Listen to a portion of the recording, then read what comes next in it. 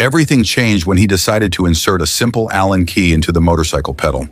What looked like just a common tool suddenly turned into an unexpected and extremely useful accessory. The creativity behind this idea has impressed everyone and is quickly spreading among riders.